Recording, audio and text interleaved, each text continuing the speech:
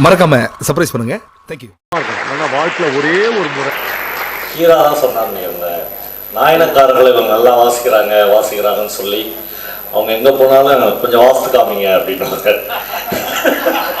அந்த அந்த மாதிரி தெரியாதனமாக நாங்கள் என்றைக்கோ ஒரு நாள் ஒரு கதை சொல்ல போய் அது வந்து நீங்கள் நல்ல கதை சொல்கிறீங்க சொல்லுங்கள் அப்படின்னு சொல்லி யாராவது கல்யாண வீட்டுக்கு போனால் சார் ஒரு கதை சொல்லுங்களா சார், ஏதாவது சாவு வீட்டுக்கு மாலை எடுத்து போனால் சார் அப்படி ஓரமாக நின்று ஒரு கதை சொல்லுங்கள், சாவை பற்றி யார் யார் என்ன கதை எழுதிக்கிறாங்க சார் இப்படி கேட்க ஆரம்பிச்சிட்டாங்க. அது தமிழ்நாட்டில் அப்படி ஒரு கல்ச்சர் உண்டு. சுந்தரராமசாமி சொல்லுவார், எல்லாமே மிகையான ஒரு கல்ச்சருக்குள்ளே தான் நம்ம இருக்கோம் அப்படின்னு எப்பயுமே சொல்லுவார். அப்புறம் எல்லாரையும் ஒரு கட்டத்தில் தூக்கி கொண்டாடும் சமூகம். திண்டுக்கல் லியோனின்னு ஒரு ஆளை ஒரு பெரிய ஸ்டார் லெவலில் தூக்கி அப்படிதான் தடாத போட்ட ஆட்கள்லாம் நம்ம ஆட்கள். அப்படி கொஞ்ச நாளைக்கு கொஞ்சம் ஆட்கள் வேணும் தமிழ் சமூகத்துக்கு. ஆனால் இந்த கதைகள் சொல்கிறதுன்றது, அதுவும் நாஞ்சில் நாடன் மாதிரி மிக முக்கியமான ரைட்டர்ஸை எதிரில் உட்காந்துன்னு சொல்கிறது இருக்குல்ல. நான் ஒரு தாட்டி பிரபஞ்சன் ஒரு எங்கள் ஊருக்கு வந்தப்போ ஒரு பிரமாதமான கதை சொன்னேன். அவர் அப்படியே ஸ்டேஜ்லேயே ரொம்ப இதுவாகி எழுந்துச்சு, சார் இது யார் கதை சார், உங்கள் கதை தான் சார். உண்மையிலே அவர் மறந்துட்டார். நான் அப்படி ஒரு கதை எழுத வாய்ப்பே இல்லையே சார். அந்த மாதிரி சில இடங்கள்ல இருக்கும். அப்புறம் இப்போ பல கதை சொல்லிகளுக்கு தெரியும், இவன் ஒரு புது கதையை உருவாக்கி வச்சிருப்பான். அந்த ரைட்டர் எழுதின கதை வேறையா இருக்கும். ஜெயமோகன் என்னை பற்றி கூட சொல்லும்போது சொல்லுவார், நான் எழுதின பல கதைகளை பவா வேறையா உருவாக்கி வச்சிருப்பாரு, இது நல்லா தான் நம்ம வந்து கேட்டு உட்காந்துருப்போம் அப்படின்னு. அது நேற்று நான் வனதாசன் கதைகள் சொன்னேன் திருவண்ணாமலையில். அதில் எனக்கு ரொம்ப பிடிச்ச அவருடைய போய் கொண்டிருப்பவள்னு ஒரு கதை இருக்கும். அந்த கதையை நான் வேறையா உருவகப்படுத்தி நான் மைண்டில் வச்சிருந்தேன். நேற்று அந்த கதையை எடுத்து 25 வருஷத்துக்கு பிறகு படித்தா அவர் வேறையா எழுதுகிறார். இப்போ 2 பேர் நம்ம ஸ்டைலுக்கு அது வேறையா மாறிட்டு இருக்குது. அது வந்து ஒரு படைப்பாளிக்கு செய்கிற கௌரவமா அகௌரவமானு தெரியல. ஆனால் தமிழ் சமூகம் படைப்பாளிகளை இன்னொரு படைப்பாளி மன்னிக்கிறது மாதிரி அப்படி மன்னிச்சு விட்டு போயிடுவாங்க. அப்புறம் எல்லா ரைட்டர்ஸுடைய கதைகளையும் ஒரு ஆளால் சொல்லவே முடியாது.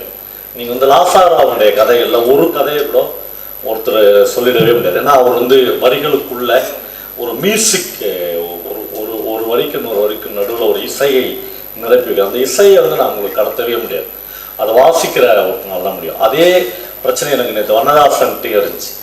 அதே பிரச்சனை எனக்கு கீராக்கிட்டே இருந்துச்சு. கீரா ரொம்ப எளிமையாக கதை சொல்கிற மாதிரி நம்ம ஏமாத்திருக்காரு. அப்படிலாம் இல்லை. அவர் வந்து ஒரு சின்ன பிரச்சனையை எடுத்து ரொம்ப பெருசாக விலாவரியாக பேசியிருக்காரு. அந்த பேச்சோட டோன் எப்படி இருக்குன்னா, ரொம்ப ஆழமான கதை சொல்லுவாங்கள்ல வீட்டில் பெரியவங்க கதை, அப்படி இருக்கு. ஆனால் அதற்குள்ள ரொம்ப பெரிய மாடர்ன் மித்து பல விஷயங்கள் கீரா வந்து ரொம்ப சாதாரணமாக அப்படி சொல்லிட்டு போகிறார். நான் வரும்போது அவருடைய நாற்காலி அப்படின்ற ஒரு கதை படித்தேன். நிறைய பேர் அந்த கதையை படிச்சிருக்கீங்க.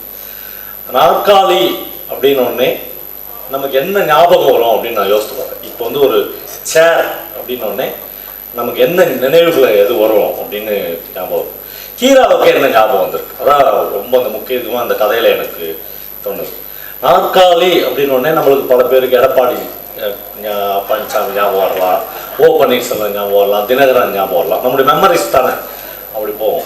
அப்புறம் நாற்காலி அப்படின்னா நமக்கு என்னென்னவோ நினைவுகளுக்குள்ள நம்ம போயினே இருக்கலாம். கீராவுக்கு நாற்காலின்னு ஒரு தச்சன் ஞாபகம். மிக நிச்சயமாக நம்மில் பல பேருக்கு, பல ஜெனரேஷனை சேர்ந்தவர்களுக்கு நாற்காலி அப்படின்னு உடனே ஒரு தச்சன் ஞாபகம் வர்றதுக்கு வாய்ப்பே இல்லை. ஏன்னா நாற்காலி அப்படின்னா கூட நீங்கள் எடப்பாடி பழனிசாமி ஞாபகம் வரலன்னா கூட ஒரு பெரிய ஃபர்னிச்சர் ஸ்டாலு அங்கே போய் வாங்கிக்கலாம். அப்படிதான் நம்மளால மோல்டட் அப்படின்னோன்னா நமக்கு ஞாபகம். கிளாஸ் அப்படின்னு ஒரு படம் பார்த்தேன். அது வந்து ஒரு செகண்ட் அப்படி ஒரு சுவிட்சை ஆன் பண்ணிட்டு அந்த கிளாஸை வந்து அப்படியே அந்த மிஷின் வந்து கொட்டும், கண்ணாடி கிளாஸை. அப்படி ஒரு செகண்டில் ஒரு 10,000 கிளாஸ் வந்து விழும். ஒரு மனுஷன் தான் அதை ஆப்ரேட் பண்ணுவான். அவன் ஆப்ரேட் பண்ணும்போது அந்த அந்த சுவிட்சை அப்படி கொஞ்சம் கிராஸ் ஆகிடும் ஒரு இடத்துல. அவன் போய் அதை நிறுத்துறதுக்குள்ள ஒரு 1,00,000 தப்பான டம்ளர்கள் மோல்டாகி வந்து கீழே வந்துடும். 1 lakh அப்படி கீழே கிடக்கும். அதை வந்து அவன் மறுபடியும் அதை டெஸ்ட்ராய் பண்ணவே முடியாது. அவ்வளோ பெரிய பிரச்சனையாக இருக்கும். மனித உழைப்பு அல்லது மனிதனுடைய மனம் சார்ந்த ஒரு விஷயத்துல அதுதான் எல்லாத்துலேயும் ரொம்ப பெருசாக இன்னைக்கு வரல. அப்படியே அப்படி டச்சானா 10 லட்சம் வந்துடும் சார். அப்படி ஒரு ஃபோனில் சொன்னால் அமேசானில் வீட்டுக்கு சேர் வந்துடும் சார், சோஃபா வந்துடும் சார் அப்படின்னு சொன்னாலும் கூட ஒரு தச்சனை வச்சு நாற்காலி பண்ணுறதுன்றதும் எந்த மரத்துல பண்றது அப்படின்றதும் அது எல்லாமே நம்முடைய மெமரிஸை விட்டு போயிடுச்சு. நம்முடைய ஞாபகங்கள்ல நம்முடைய ஸ்மெல் அப்படின்றது ஒண்ணு இருக்குல்ல, அது இல்லை மனிதர்களுக்குள்ள. நேற்று வண்ணதாசன் கதையை சொல்லும்போது அவர் ஒரு இடத்துல எழுதியிருக்காரு, அந்த நிலை அப்படின்ற ஒரு கதையில ஒரு தேருக்கு பக்கத்துல போய் நின்னா செக்கு என்ன வாசனை வரும்னு எழுதியிருக்காரு.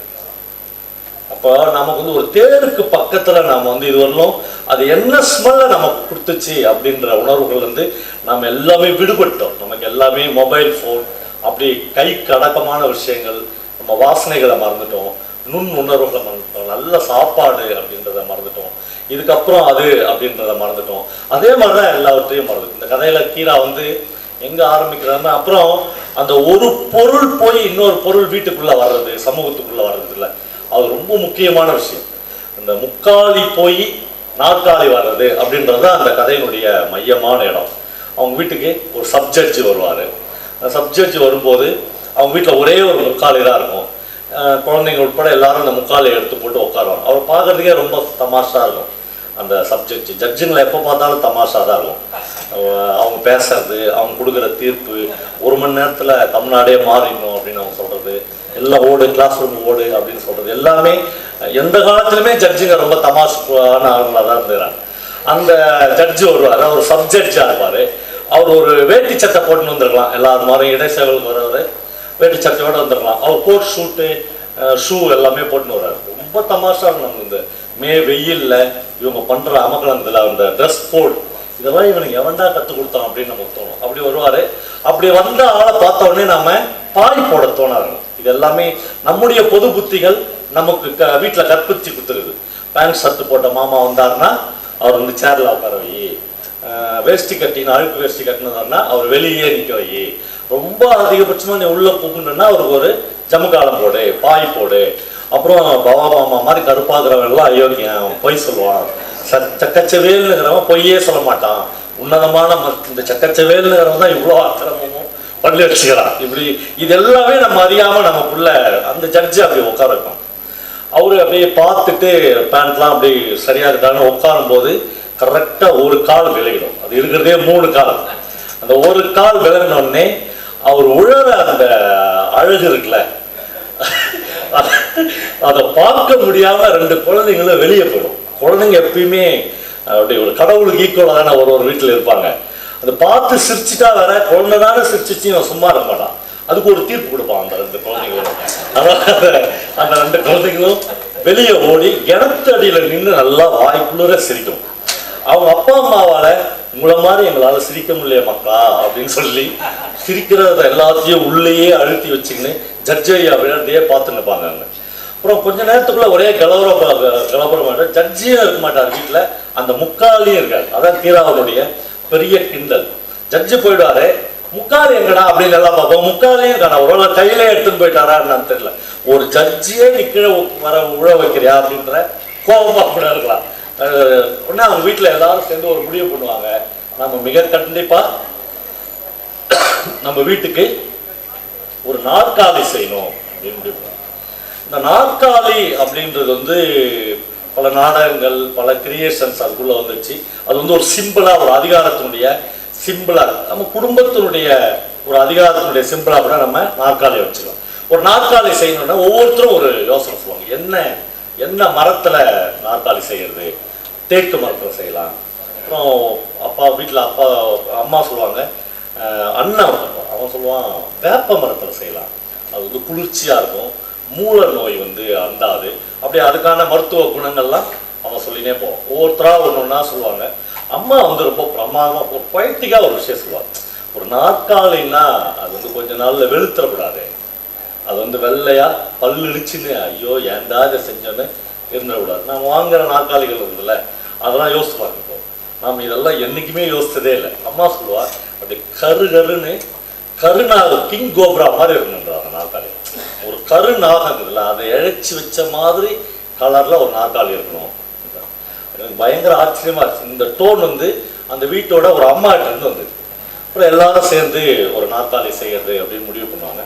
அப்போ அவங்க வீட்டுக்கு தாய் மாமா அந்த நம்ம எந்த மாமாக்குள்ள எந்த வீட்டுக்கும் வர்றதில்லை இப்போ இல்லையா, கம்ப்ளீட்டாக ஸ்டாப் ஆயிடுச்சு நம்மளுடைய வீடுகளுக்கு. ஆமாம், அது அது அது அதில் அந்த கதைகளில் நம்ம என்னென்னத்தெல்லாம் இழந்திருக்கிறோம், என்னென்னத்தெல்லாம் இழந்துட்டு நம்ம வெற்று சக்கைகளாக இருக்குன்னு ஒரு வரிகள்லுமே கீரா வந்து சொல்லினே போகிறார். சொல்லுன்னா நீ 40 வருஷத்துக்கு முன்னாடி இந்த கதை எழுதியிருக்காரு, 40 வருஷத்துக்கு அப்புறம் நீ இப்படி தான் இருக்க போகிற அப்படின்லாம் கூட அவர் எழுதலை. அப்போ இருந்ததை மட்டும் தான் பதிவு பண்ணிக்கிறார். ஆனால் இப்போ நம்ம இதெல்லாம் எழுந்துட்டுமேடான்னு நமக்கு தோணும். ஒரு மாமா வர்றது, அந்த மாமா எப்பொழுது வந்தாலும் வீட்டில் ஒரு குறிப்பிட்ட இடத்துல தான் உட்காருவார். அதுக்கு ஒரு அடி தள்ளி உட்கார மாட்டார், ஒரு அடி விலகி உட்கார மாட்டார். அது அந்த மாதிரி நிறைய விஷயங்கள் இருக்குது. அந்த நேற்று வண்ணதாசன் கதைகள், அந்த நிலை கதையில் ஒரு குச்சி மிட்டாய் விற்கிறவன் வருவான். அப்போ அவன் எப்போ வந்தாலுமே அந்த வீட்டுக்கு முன்னாடிக்கிற ஒரு கல்லுக்கு பக்கத்தில் தான் நிற்பான். அந்த கல்லை விட்டு அவன் எங்கேயுமே நகரவே மாட்டான். அந்த கல் தான் அவனுடைய சிம்பிள். எங்கள் ஊரில் எங்கள் தெருவில் ஒரு பிச்சைக்காரன் இருப்பான். நாங்கள் எல்லாரும் அவனை சக்கம் அப்படின்னு போடுவோம். அவன் எப்போ வந்தாலும் எங்கள் வீட்டுக்கு முன்னாடிக்கிற ஒரு வேப்ப மரத்தை பிடிச்சின்னு தான் நிற்பான். வேப்ப மரத்தை பிடிச்சி நிற்காத ஒரு செக்கமை நான் ஒரு இரவில் சந்திச்சதே இல்லை. நம்முடைய தெருக்கள் எல்லா ராப்பிச்சைக்காரர்களையுமே எழுந்துச்சு. இப்போ ஞாபகம் இருக்கா உங்களுக்கு? இப்போ வந்து ராப்பிச்சைக்காரர்களே இல்லை, எதுவுமே இல்லை. தேவாங்கு எடுத்துன்னு வர ஒரு சைக்கிள் ஓட்டின்னு வர ஒரு ஆள் நம்ம தெருவில் இல்லை. விக்ரமாதித்யன் வந்து தேவாங்கு உயிர் வாழும் முடி கயிற்றுக்காக அப்படின்னு ஒரு கவிதை எழுதுகிறார். இப்போ எந்த தேவாங்கும் உயிர் வாழவே இல்லை. அப்போ அந்த மாதிரியான ஆட்கள்ல அம்மி கொத்தரைங்களா சாமி அப்படின்ற குரல் நம்ம தெருக்கல்ல மறைஞ்சு போச்சு. அப்படி ஒரு குரலே இல்லை, எதுவுமே இல்லை. எல்லாமே இல்லாமல் நீ செல்ஃபோன் எடுத்துன்னு போ சார், செல்ஃபோன் எடுத்துன்னு வா சார், செல்ஃபோன் எடுத்துன்னு செத்து சார் அப்படின்னு ஒரு 3 வார்த்தையில் நம்ம லைஃப்பில் ஒன்றுமே இல்லாத ஒரு இடமா மாறிச்சு. அந்த மாமா வருவார், அவர் வந்து வீட்டுக்குள்ளே ஒரு இடத்துல உட்காருவார். ரொம்ப சௌரியமான இடம். இந்த வீட்டு அம்மாவுக்கு அவர் வந்து சொந்த அண்ணன், தாய் மாமா.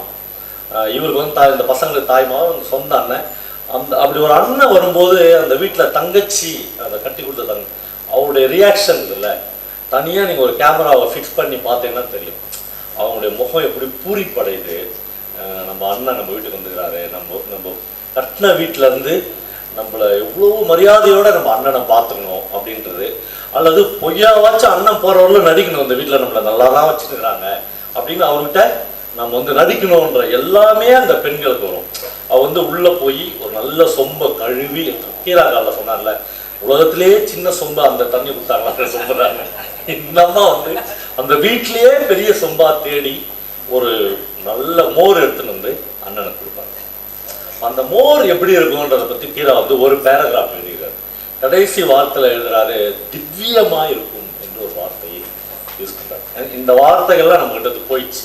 அந்த மோர் எப்படி இருக்குன்னா, அது ஏன் அவ்வளோ டேஸ்ட்டாக அந்த மோர் இருக்குதுன்னா, இந்த அண்ணன் பல சந்தைகளுக்கு போய் பிரத்யேகமாக பால் கறந்து பார்த்து குடிச்சு, காய்ச்சின பால் எப்படி இருக்குன்னு பார்த்து, அதில் புற ஊற்றி தயிர் ஊற்றினா எப்படி இருக்குன்னு பார்த்து, அந்த மாட்டை வாங்கி இந்த தங்கச்சிக்கு ஒரு மாட்டையும் கண்ணையும் தங்கச்சி வீட்டுக்கு கொடுத்துருப்பான். அந்த மாட்டில் கறக்கிற பால் அது எவ்வளோ டேஸ்ட்டாக இருக்கும், அது எவ்வளோ திவ்யமாக இருக்கும். அவர் வந்து அதே இந்த இன்சிடென்ட்ஸ் நடக்கும்போதெல்லாம் ஒரு நாடகத்தின் காட்சி மாதிரி இந்த அம்மாவுடைய வீட்டுக்கார், அதாவது இந்த வீட்டில் இருக்கிற குடும்ப தலைவர் இருக்கிறார்ல, அவர் வந்து தன் மனைவியை வந்து பயிற்சி கட்டுறாரு. இவங்க வந்து எவ்வளோ திவ்யமாக அந்த அண்ணனோடனே இவளுக்கு எவ்வளோ பிரிய வந்துருச்சு அப்படிலாம். இப்போ அவர் வந்து கஞ்சல்லையும் கஞ்சம், உலக கஞ்சம் அந்த மாமா. அதாவது அதை எப்படி கீரா சொல்கிறாருன்னா, என்ன கிண்டல் இவருடைய எழுத்துல இருக்குதுன்னா, ஒரு எந்த அளவுக்கு கஞ்சனா இருப்பாரு அப்படின்னு இந்த வீட்டு பிள்ளைங்க நினைக்குன்னா, இந்த மாடு கண்ணு கொடுத்துக்கிறாருல, அது பால் வத்தனோடனே ஒரு மறுபடியும் ஓட்டின்னு போயிடுவாருன்னு நினைப்பாங்க அவங்க. அப்படி ஓட்டின்னு போயிட்டா நாம் வந்து இந்த கண்ணுக்குட்டி கூட ரொம்ப பிரியமா பழகிக்கிறோமே, அந்த நட்புலாம் இல்லாத போயிடுவேன். ஒரு சின்ன கதை தான் சார் நாற்காலின்றது. அதுக்குள்ள இவ்வளவு அடுக்குகளை ஒரு ஆர்டிஸ்ட் வந்து தன்னை அறியாமல் அடுக்கிக்கினே போறான். அதான் ஒரு பெரிய மாஸ்டருக்கும் ஒரு சாதாரணமா கதை எழுதுறவனுக்குமான 2 வித்தியாசம் வரும். அவனுக்கு தெரியவே தெரியாது, ஆனால் அவனுக்கு தெரியாமல் பல அடுக்குகள் அந்த கதைக்குள்ள போயினே இருக்கும். அந்த குழந்தைங்க நினைப்பாங்க, இந்த பால் வத்திச்சுன்னா இந்த மாமா வந்து இந்த மாட்டையும் இந்த கண்ணுக்குட்டியும் ஓட்டின்னு போயிடுவாரு. அப்படி ஓட்டின்னு போயிட்டாருன்னா நம்ம அதுக்கப்புறம் எந்த கண்ணுக்குட்டிகிட்ட விளையாடுறது? இதுவரையிலும் அந்த மோர் கொடுக்குற அந்த சின்ன இன்சிடென்ட்ஸ் எல்லாம். அப்போ அவங்க எல்லாரும் சொல்லுவாங்க, எங்கள் வீட்டுக்கு நாங்கள் ஒரு நாற்காலி செய்ய போகிறோம். இந்த மாமாவுக்கு பயங்கர சந்தோஷமாக இருக்கும். நாற்காலி செய்ய போகிறீங்களா, நாற்காலியே செய்ய போகிறீங்களா அப்படின்னு ஒரு டோன் வரும்.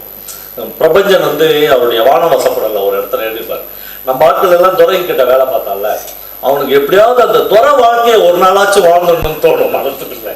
அவன் வந்து வீட்டில் போய் அவன் துறையை பார்ப்பான். அவன்னா என்னடா எப்போ பார்த்தாலும் நம்ம வீட்டில் வந்து குந்தின்னு தான் அவன் சாப்பிட்றோம். சாப்பிட்றது வந்து தரையில் உட்காந்து அந்த தரையில் குந்தி இலை போட்டு அதை தட்டு போட்டு சாப்பிட்றோம். துறையும் துரசானியும் டேபிள் வச்சு கண்ணாடி டம்ளர் வச்சு அதில் வந்து தண்ணி ஊற்றி அப்படியே பிரமாதமாக சாப்பிட்றாங்களே. இந்த மாதிரி சாப்பிட்ணுன்னாமா அவனுக்கு தோணும். அது தோணும்போது வீட்டில் வந்து ஒரு ஒரு ஒரு சாதாரண வீட்டுக்காரம்மா அந்த அம்மா வீட்டில் நெல் உரை பூனை கோழி இதோடு சேர்ந்தது தானே நம்ம லைஃப். அப்படி ரொம்ப செம சாப்பிட்டு விடும் அவனுக்கு. என்னாடி சாப்பாடு போடுற, எப்போ பார்த்தாலும் இலை போடுற தண்ணி தெளிக்கிற, என்னாடி சாப்பாடு ஒரு டேபிளில் போடணும். அவளுக்கு ஒன்றும் புரியாது. என்ன டேபிளையா என்ன ஆச்சு உனக்குன்னு அவன் வந்து ஒரு டேபிளை உருவாகும்.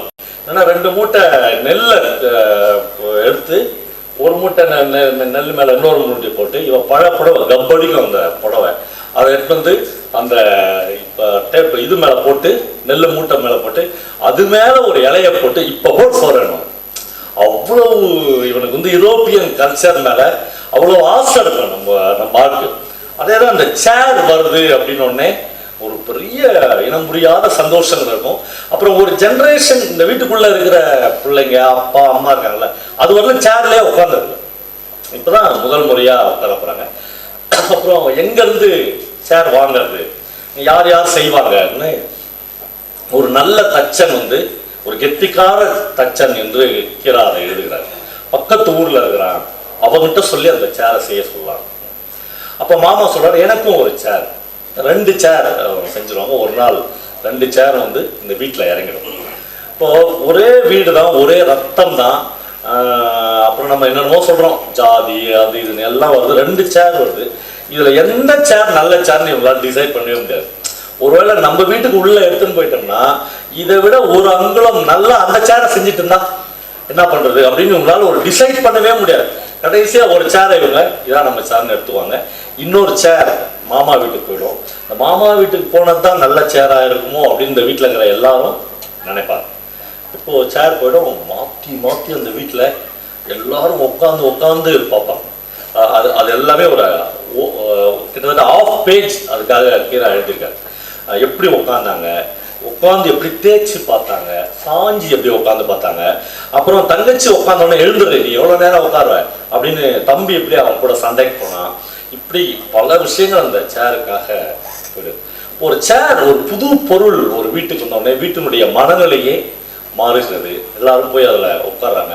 திடீர்னு நைட் ஏஞ்சி பார்த்தா ஒரு பிள்ளை அதில் உட்காந்து பார்த்து அதுக்காக ஏன்னா வந்து அப்படி ஒரு குதூகலமாக அந்த சேரை கொண்டாடுறாங்க. ஒரு நாள் நைட் 2 மணிக்கு யாரோ ஒருத்தர் வந்து கதவை தட்டுறாங்க. இவங்க நினச்சிக்குவாங்க எங்கள் வீட்டில் ஒரு துஷ்டி நடந்துச்சு. எங்கள் வீட்டில் மிக பிரபலமான இந்த ஊர்லேயே ரொம்ப முக்கியமான ஒருத்தர் செத்துட்டாரு. அவர் கீழே எழுதுறாரு எல்லாம் மிக முக்கியமானவனும் நடுராத்திரில் ஏண்டா சாவறீங்க அப்படின்னு. காலையில் சாவலாம் இல்லை மதியானம் சாவலாம், எல்லாருமே நடுராத்திரில் ஏண்டா சாவறீங்க. சரி அதுக்கு என்ன அப்படிங்க. ஒன்றும் இல்லை உங்கள் சேர் கொஞ்சம் வேணுங்க. இவங்களுக்கு அது வரையிலும் ஒரு டெத்துக்கும் டெத்துக்கும் சேருக்கும் என்னடா சம்பந்தங்கள் எல்லாம் தெரியாது. அவங்க என்ன தாராளமாக எடுத்துன்னு போங்க சேரை எடுத்து கொடுத்துருவாங்க. சேர் நைட் 2 மணிக்கு போயிடும். இவங்களுக்கும் செத்துட்டு ரொம்ப வேண்டியவங்க தான். காலையில் இவங்க எழுந்துச்சி துஷ்டி கேட்கறதுக்காக அந்த வீட்டுக்கு போகணும். பார்த்தா பயங்கர அதிர்ச்சிமா அவனுக்கு வாயெல்லாம் கட்டி 1 ரூபாலாம் வச்சு இந்த சேரில் உட்கார வச்சுருப்பாங்க. பார்த்த உடனே அப்படியே துக்கம் தொண்டை அடைக்கும். வீட்டில் இவ்வளோ டிஸ்கஷன் நடந்திருக்கும். என்ன கலரில் சேர் செய்யறது, எப்படி பண்ணுறது எல்லாமே போய் என்னடா இது ஒரு பணத்தை சேரில் உட்கார வச்சுக்கிறாங்க. அவன் என்னதான் பெரிய பிரமுகராக இருந்தாலும் நேற்று சாயங்காலம் வரணும் அந்த ராத்திரி 2 மணிக்கு மேலே பணம் தானே அது, இதை போய் உட்கார வச்சுட்டாங்களேடா அப்படின்னு. இதுக்கடா இவங்க இவ்வளோ நடுராத்தில் வந்து வீட்டில் இருந்து சேரை வாங்கி போனாங்க. இப்போது ரொம்ப துக்கத்தோடு இவங்க வீட்டில் இருந்து இவங்க வீட்டுக்கு வருவாங்க. ஹீரா எழுதுறாரு அந்த ரொம்ப துக்கத்தோடு இவங்க வந்தாங்கல்ல அது அவன் செத்துட்டானேன்ற துக்கம்னு அந்த ஊர் நம்பினுக்குதுன்னு எழுதுறாரு. அப்படிலாம் அட பாவீங்களா எங்கள் சேரை எடுத்தும்போது ஒரு படத்தை உட்கார வச்சுக்கலடா அப்படின்ற துக்காது. இவங்க வீட்டுக்கு வந்துடுவாங்க.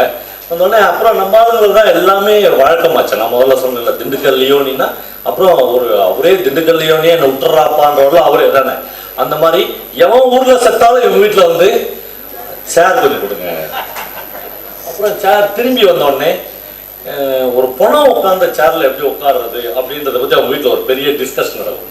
இவ்வளவு நேரம் வந்து ஒரே போட்டிலாம் குழந்தைங்களுக்குள்ள நடந்துச்சுல, எந்த குழந்தையும் அந்த சேரை திரும்பியே பார்க்காது, தூரமா போய் நின்னுக்கும். அப்புறம் யாருமே உட்கார மாட்டாங்க சேர்ல. அப்புறம் அவங்க வீட்டுக்காரர் சொல்லுவாரு, வெளியே போய் கிணத்தடியில போடு. கிணத்தடியில போட்டு 15 தவளை தண்ணி ஊற்றி அதை கழுவாங்க. அப்படியே கழுவி வச்சு யாராவது உட்காருவாங்களான்னா யாருமே உட்கார மாட்டாங்க. அந்த சமயம் பார்த்து அந்த சப்ஜெக்ட் லெவலில் ஒரு ஆள் அவங்க வீட்டுக்கு வர்றாரு. வந்தோடனே, ஐயோ வாங்க நீங்க கண்டிப்பா சேர்ல தான் உட்காரணும் அப்படின்னு இவங்க போய் சேர்ல வச்சுறாரு. அவர் ரொம்ப ஆசுவாசமா உட்கார்றாரு. தீட்டு கழிஞ்சிடும். அப்படியே பசங்களாம் சந்தோஷமாயிடும். மாமாவே ஜட்ஜு மாமாவே உட்காந்துட்டாரு, நமக்கு என்ன அப்படின்னு தோணும். சந்தோஷமா இல்லைன்னா அப்புறம் அப்பயுமே குழந்தைங்க வந்து ரொம்ப கான்சியஸ்ல, ஜட்ஜே உட்காந்தாலும் கூட ஏதோ சூழ்ச்சி அவங்க உட்கார மாட்டாங்க. அப்புறம் ஒரு நாள் பக்கத்து வீட்டு குழந்தை இவங்க வீட்டுக்கு வரும். அந்த குழந்தைய சேர்ல உட்கார வச்சுருவாங்க. குழந்தை உட்காந்துச்சுனால குழந்தை நிறைய மறுபடியும் இப்படி அது வந்து பின்னிக்கொண்டே போகும். இப்போ இதுக்கு என்னதான் தீர்வு? இந்த வீட்டில் எவன் ஊரில் செத்தாலும் நம்ம வீட்டில் வந்து சேரை தூக்கின்னு போயிடுறான். அப்புறம் வாயை கட்டி சேரில் உட்கார வச்சிடறான். அடுத்த நாள் தூக்கிட்டு வந்து இது போடுறான். என்னடா வாழ்க்கை இது? ஒரு சேரால் இந்த குடும்ப நிம்மதியே போயிடுச்சு அப்படின்னு உங்களுக்கு தோணும். இப்போ தோணும் போது இவங்க வீட்டில் பெத்தண்ணன் ஒரு அண்ணன் இருப்பாரு. அந்த அண்ணனும் இவரும் போய் ஒரு சின்ன ஐடியா பண்ணுவாங்க. பயங்கர ரகசியமான ஐடியாவாக இருக்கும். இதை பண்ணிட்டு இவங்க அம்மாவும் சொல்லுவாங்க, நீ போய் மாமா வீட்டில் ஒரு செய்தி சொல்லிட்டு வாடா அப்படின்னு அனுப்புவாங்க. அதுக்காகவே காத்திருந்த மாதிரி இவர் வந்து செய்தி சொல்றதுக்காக மாமா வீட்டுக்கு போவார். அந்த மாமா வந்து அந்த வீட்டில் உட்கார்ந்த அழகை ஹீரா வந்து அப்படி ஒரு 2 பேராகிராஃப் எழுதுறாரு. அந்த சேர்ல ஒரு அமக்களமாக உட்கார்ந்து கொண்டு அப்படின்னு அதை ஆரம்பிக்கிறார். அப்படி உட்கார்ந்து இந்த உலகத்துல எல்லாமே நம்ம காலடி கீழே தான் ராசா அப்படின்ற மாதிரி அவர் உட்காந்து ஒரு வெத்தலை பாக்கு போட்டுருப்பார். அந்த வெத்தலை பாக்கு போடுற அழகு இல்லை, ஐயோ அது வந்து எனக்குலாம் வெத்தலை பாக்கு போடணும்னு தோணிச்சு. என்னடா வெத்தலை பாக்கலாம், அது கேன்சர் வந்தா போகுது அப்படின்ற அவ்வளோ அழகா அவர் வந்து அந்த பச்சையில அந்த வெண்ணெய் மாதிரி சொல்றாரு, சுண்ணாம்பை அதை அப்படியே தடவி அதை மடக்கி அப்படி போட்டு மாமாப்பிள்ள அப்படின்னு.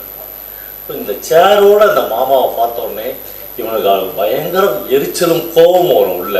என்னடா அடப்பாவி, எங்க வீட்டு சேர்லாம் சாவா போகுது, உன் வீட்டு சேர்ல நீ மட்டும் இப்படி. அந்த வீட்டில் வந்து மாமா என்ன சொல்லியிருப்பாருன்னா, அவரை தவிர மீது யாருமே அந்த சேர்ல உட்கார விடாது, பசங்க உட்கார விடாது. குறிப்பா மனைவின்னு அந்த வீட்டில் ஒருத்திருப்பார்ல, அதை பார்க்கவே கூடாது, அன்சியபிள் அதெல்லாம் அவங்களுக்கு. அப்படி இவர் மட்டும் தான் உட்காருவார். இந்த வீட்டில் எல்லாரும் உட்காருவாங்க, அந்த வீட்டில் அவர் மட்டும் தான் உட்காருவாரு. இப்போ அதே மாதிரி எல்லாரும் நடுராத்திரில சாவற மாதிரி அந்த ஊர்ல ஒருத்தர் நடுராத்திரில செத்துருவா. இவங்க வீட்டு கதவை வந்து தட்டுவாங்க. அதுக்காகவே காத்துருந்த மாதிரி இந்த பையனும் இவரும் போய் அவரை கூட்டின்னு போய் என்னன்னு கேட்பாங்க, சேர் வேணும். ஐயோ உங்களுக்கு தெரியாதா, எங்க மாமா வீட்டுக்கு போயிடுச்சு சேருங்க. மாமா வீட்டை எங்க மாமா வீட்டுல சேர் இருக்குது, நீங்க அங்க போய் கேளுங்க. ஒருவேளை மாமா வீட்டுல இல்லைன்னா மறுபடியும் வாங்க, நாங்க தரோம். பயங்கர கான்சியஸா அப்படியே காயை நகர்த்துவாங்க. இப்போ இவங்க 2 பேரும் மாமா வீட்டுக்கு போவாங்க. அடுத்த நாள் அந்த சாவுக்கு இவங்க போவாங்க. மாமா வீட்டு சேர்ல தலைவரை வந்து வாயை கட்டி உட்கார வச்சிருப்பாங்க. நிம்மதியாக எல்லா கணக்கும் கிளீனாக முடிச்சிச்சு அப்படின்னு இந்த பசங்களுக்கு பயங்கர சந்தோஷமாயிடும். அதுக்கப்புறம் ஊரில் எவன் செத்தாலும் இவங்க வீட்டுக்கு யாருமே வரமாட்டாங்க.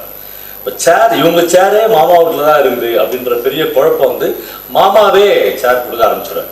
இப்போ கதையினுடைய பயங்கர உயிரோட்டமான ஒரு இடத்துக்கு கீழே டிராவல் பண்ணுறாரு. பையன் இன்னொரு தடவை மாமாவை பார்க்க போகிறான். மாமா வந்து சேர்லாம் இல்லாம தரையில கால் நீட்டி உட்காந்து அதே கம்பீரத்தோட வெத்தலை வாக்கு போட்டுக்கிறாரு. இப்போ பார்த்தோன்னே இவன் மாமாவை பார்த்து கேட்குறான், என்ன மாமா ஏதோ பேசிட்டு இருக்கும்போது உங்க சேர் என்ன மாமான்னு கேட்குறான். புத்திசாலி மாமா வந்தா, அட பாவி நீ தானடா மாட்டி விட்டு என்ன சேருன்னு கேட்குறான். அப்படிலாம் அவருக்கு தெரியாதுல்ல. அவர் வந்து இல்லை மாப்பிள்ள, இவன் தான் உலகத்திலேயே கஞ்சன் வேற சொல்றாரு, இவனுக்கு மேல ஒரு ஆள் கிடையாது. ஆனா அவன் என்ன இவருக்கு சொல்றாருன்னா, அந்த மாமா வந்து என்ன சொன்னா, இல்ல சேர் வந்து துஷ்டிக்கு சாவுக்குன்னு கேட்டாங்க, அது மறுபடியும் இங்க வர வேணாம்னு சொல்லிட்டேன், அந்த காரியத்துக்கு மட்டுமே அதை வச்சுங்க அப்படின்னு நான் அவங்களே வச்சுக்க சொல்லிட்டேன் மாப்பிள்ள அப்படின்னு சொல்றாரு. அவ்வளவுதான் கதை. அந்த கடைசி வார்த்தைல அதுல வந்து ஒவ்வொரு ரீடரும் ஒவ்வொரு இடத்துக்கு நம்ம டிராவல் ஆகினேருவோம். அப்படி ஒரு பொருள் மீது அவ்வளவு ஆசை உள்ள ஒரு 10 ரூபாய் செலவழிக்காத ஒரு மாமா வந்து ஒரு சேரை நீ இந்த காரியத்துக்கே வச்சுக்க அப்படின்னு சொல்லிட்டாரு அப்படின்னு பாசிட்டிவா பல ரீடர்ஸ் வந்து அதுக்குள்ள டிராவல் பண்ணி போய்கொண்டே இருக்கலாம். அப்புறம் இதுக்குள்ள ஒவ்வொரு வாசகனுக்கும் ஒவ்வொரு எழுத்தாளனும் அவன் எழுதி கொள்வதற்கும் அவன் நிரப்பிக் கொள்வதற்கும் பல பக்கங்களை விட்டுக்கொண்டே போகிறார்கள். டி ராஜநாராயணன் என்கிற நம்முடைய முன்னத்தியே அவர் ஓட்டின சாலுக்கு பக்கத்துல பெரிய அளவுக்கான நிலப்பரப்பை தனக்கு பின்னாடி வர ஒரு ரைட்டருக்கு வந்து விடுறாரு. மாப்பிள்ள ஓட்டிக்கோ, எவ்வளவுனா ஓட்டிக்கோ, இவ்வளவும் உனக்கு தான் என்று ஒரு கரிசல் மண்ணை திறந்து நம்முடைய இளம் படைப்பாளிகளுக்கு ராஜநாராயணன் என்கிற ஒரு மகத்தான படைப்பாளி இவ்வளவு பெரிய ஸ்பேஸை விட்டு போகிறார். இந்த கதைக்காக இன்னமும் 50 வருடம் 100 வருடமும் தமிழ் சமூகம் டி ராஜநாராயணன் என்கிற படைப்பாளியை கொண்டாடும். நன்றி. 2 கதை தான் சொல்லியிருக்காங்க. இன்னொரு கதையை சொல்லிவிடுகிறேன். என்ன சார்?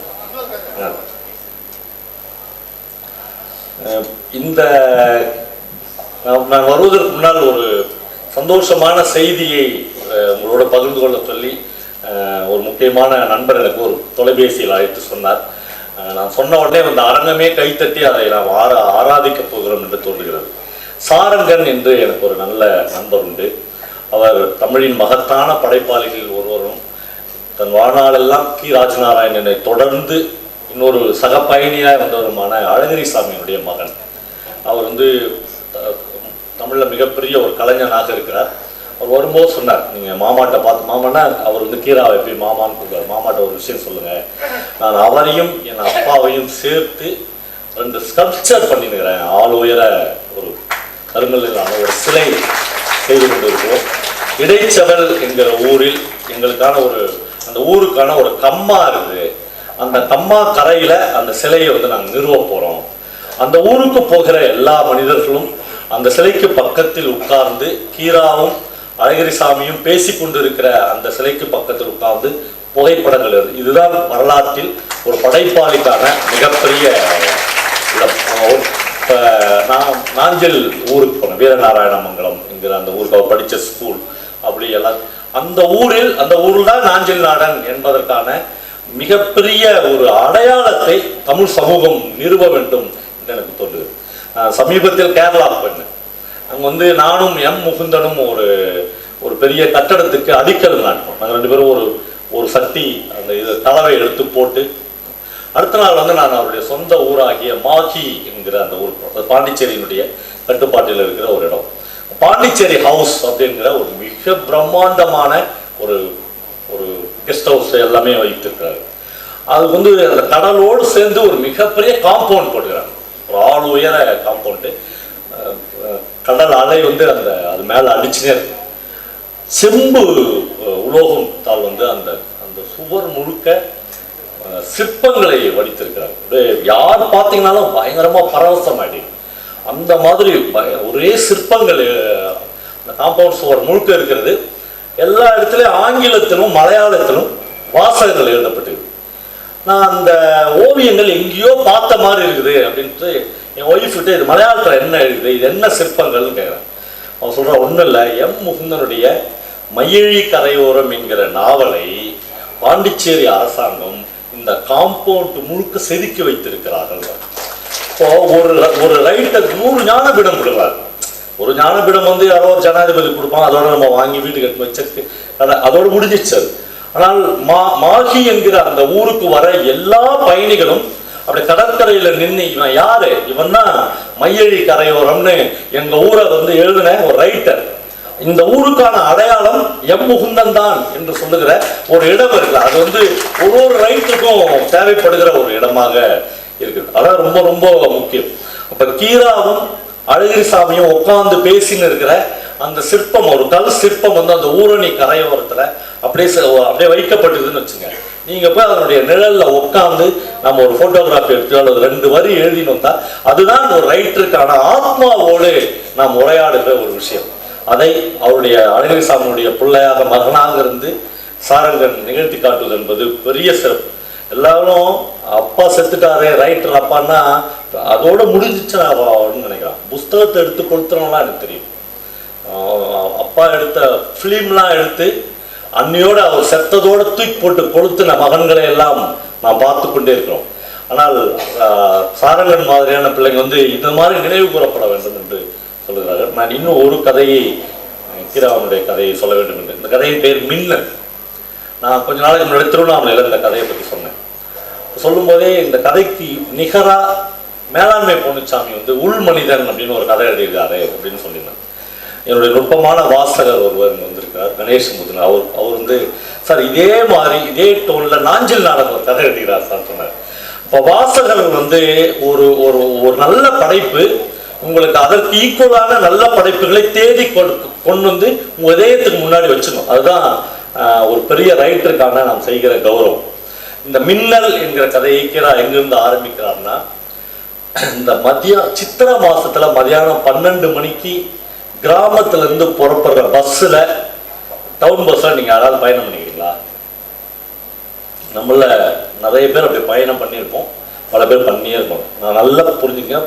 சித்திரை மாசத்துல அப்படியே வேகாத வெயில்ல அப்படியே அவிச்சு போடுவாங்கல்ல, அந்த மாதிரி ஒரு வெயில்ல கிராமத்துல வேப்ப மரத்தோட இருந்து ஒரு பஸ் புறப்படும்.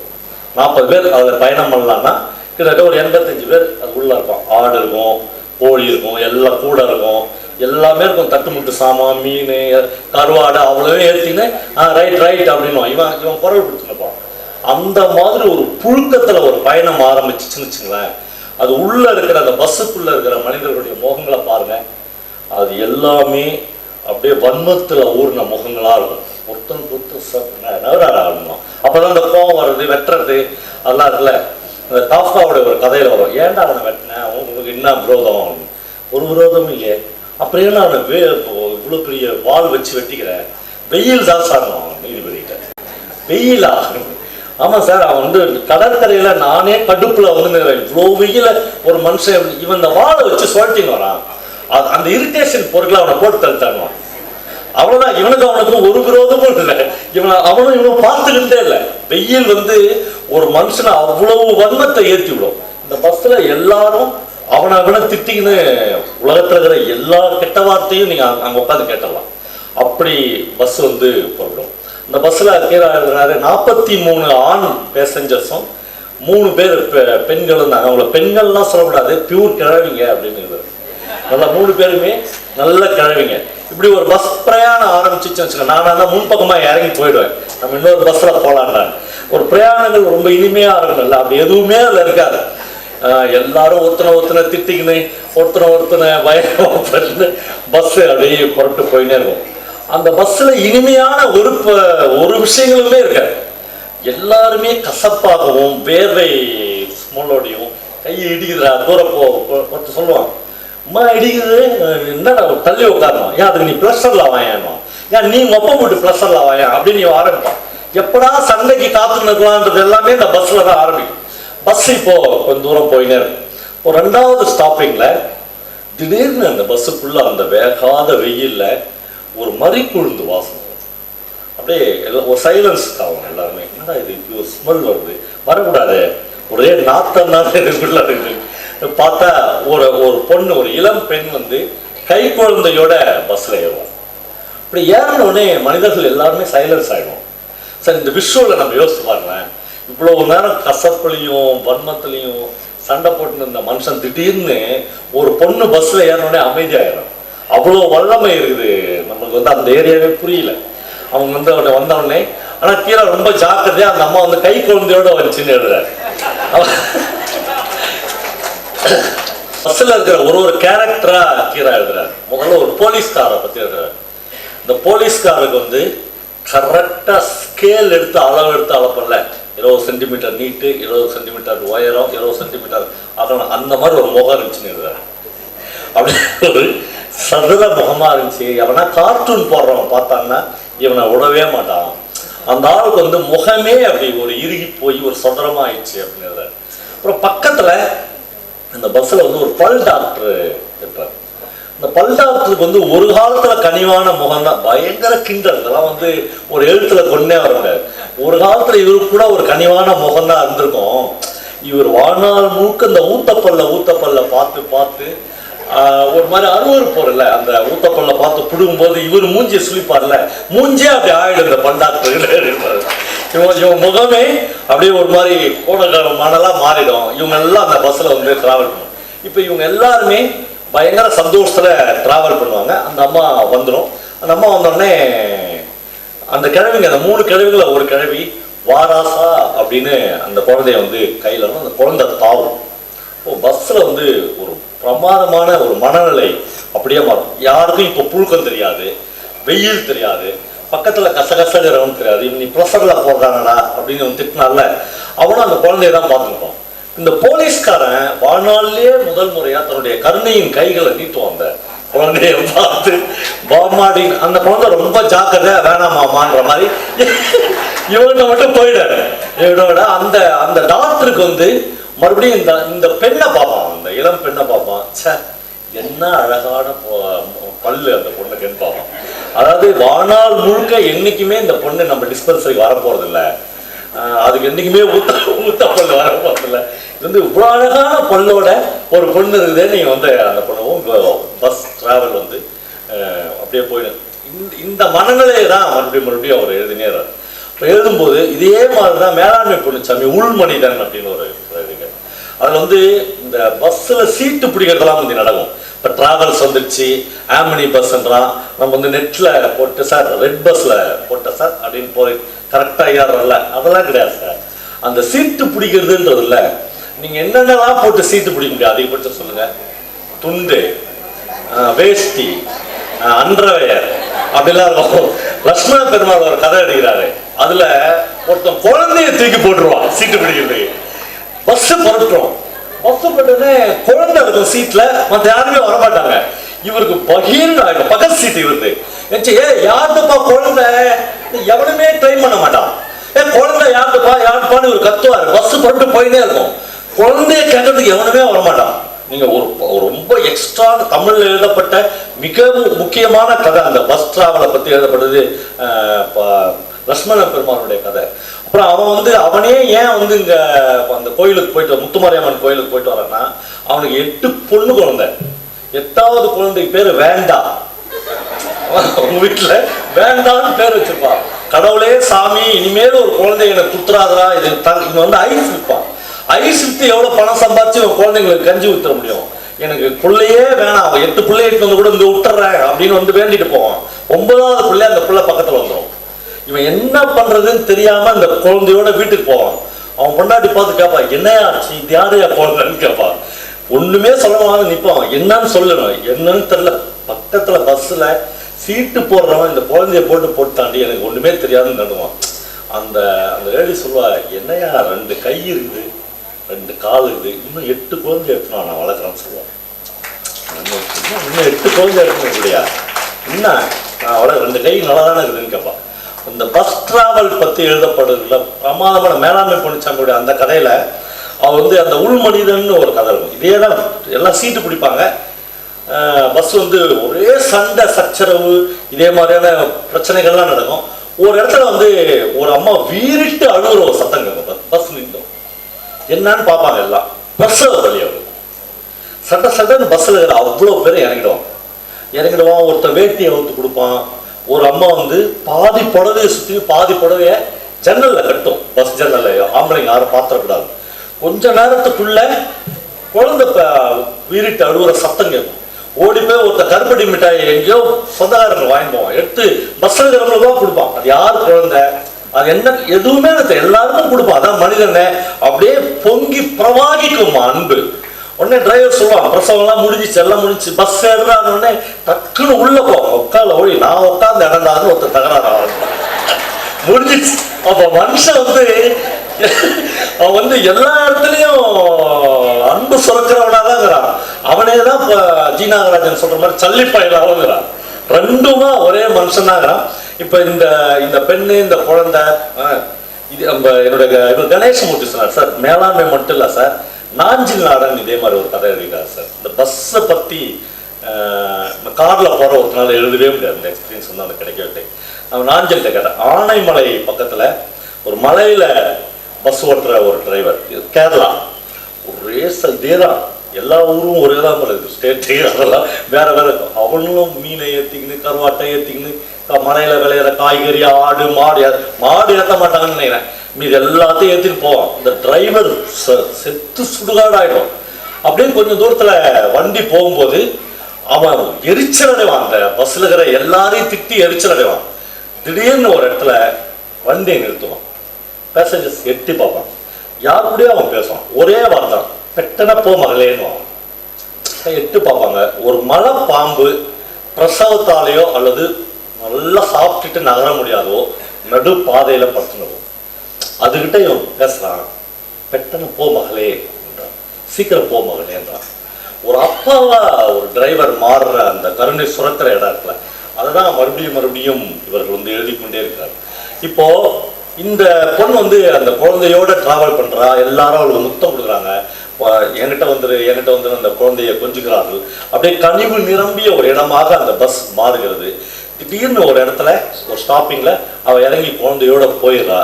மறுபடியும் அந்த நசன்ற இடம் வருது. மறுபடியும் ஒருத்தர் சண்டை போட்டுக்கொண்டு அந்த இந்த கதைக்கான டைட்டில் உலகத்துல எவ்வளவு பெரிய மாஸ்டராலையும் கொடுக்க முடியாது. ஹீரா என்கிற அந்த மகத்தான கலைஞனால் தான் மின்னல்.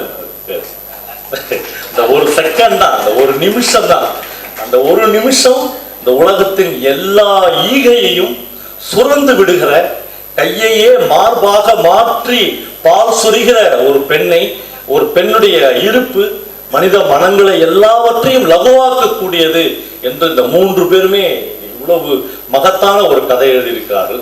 கி ராஜநாராயணுடைய இந்த கதை உலகத்தில் பஸ் என்கிற பேருந்து என்கிற ஒரு வாகனம் இருக்கிற வரையிலும் நம்மால் நினைவு கூறப்படும்.